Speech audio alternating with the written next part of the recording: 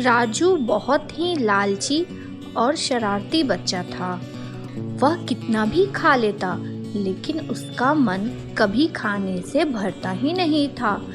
School से आते ही उसे बस खाना ही चाहिए।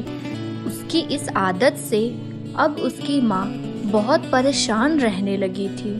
माँ, मुझे भूख लगी है, मुझे खाना दो। क्या तुम तो अभी खाना खाए हो और अभी तुम्हें भूख लगाई? हाँ, मुझे और खाना चाहिए। अगर कुछ है फ्रिज में तो मुझे दे दो खाने के लिए। ठीक है, देखती हूँ। इतना कहकर माँ रसोई में जाती है, पर वहाँ सिर्फ एक अनार ही रहता है। वह ला करके वह राजू को देती है। ये लो बेटा, बस यही एक अनार बचा हुआ है, अब तुम ये खा लो। शाम को जब तुम्हारे पिताजी आएंगे तो मैं उन्हें कह दूंगी कि कुछ न कुछ तुम्हारे लिए लेते हुए आए। लेकिन राजू का एक अनार से कहाँ मन भरने वाला था। वह उसे खा लिया और वापस बाहर घूमने निकल गया। पड़ोस में एक आंटी रहती थी, जिसके घर बहुत ज्यादा आम के पेड़ थे।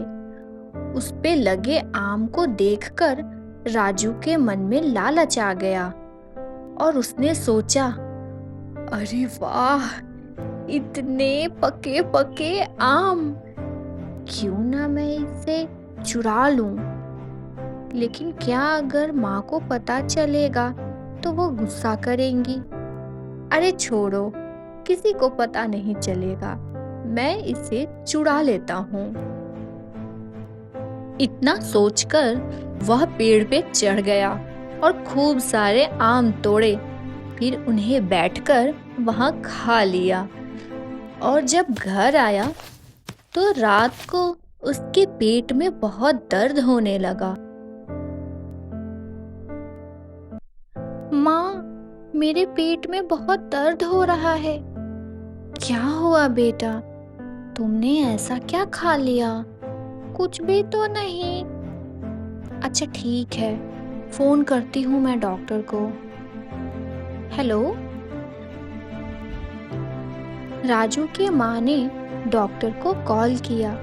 जब डॉक्टर घर आए, उन्होंने राजू को देखा और फिर कहा, लगता है इसने बहुत सारे आम खाए हैं, इसका पेट खराब हो गया है और बहुत ज़्यादा आम खाने की वजह से इसके पेट में दर्द हो गया है। मैं कुछ दवा लिख देता हूँ जिससे ठीक हो जाएगा, ज़्यादा परेशानी की बात नहीं है, पर कुछ दिन थोड़ा खाने पे कंट्रोल रखे। ठीक है, आप मुझे दवा बता दीजिए, मैं इसे खिला दूंगी। इतना कहकर डॉक्टर वहां से चले गए। 2-3 दिन के बाद राजू अब ठीक हो गया था, लेकिन उसकी लालच वाली आदत वह कहाँ सुधरने वाली थी। उसके मन में वही आम फिर से घूम रहा था। वह बस इसी चक्कर में था कि कैसे मुझे मौका मिले और मैं फिर से वह आम खाने जाऊं।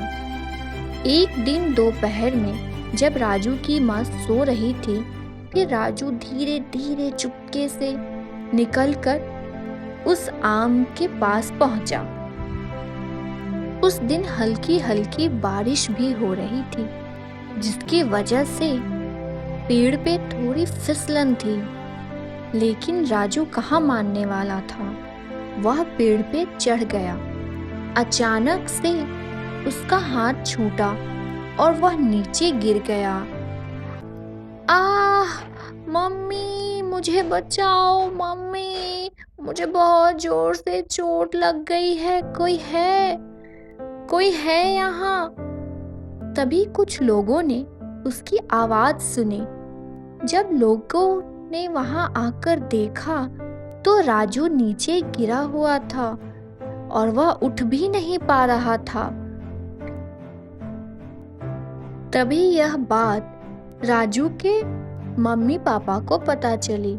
फिर वो लोग उसे लेकर डॉक्टर के पास गए। वहां जाने पे पता चला राजू का पैर टूट गया है और अब उसे बिस्तर पे पूरे 1 महीने तक रहना होगा। यह सुनकर उसकी माँ बहुत रोने लगी।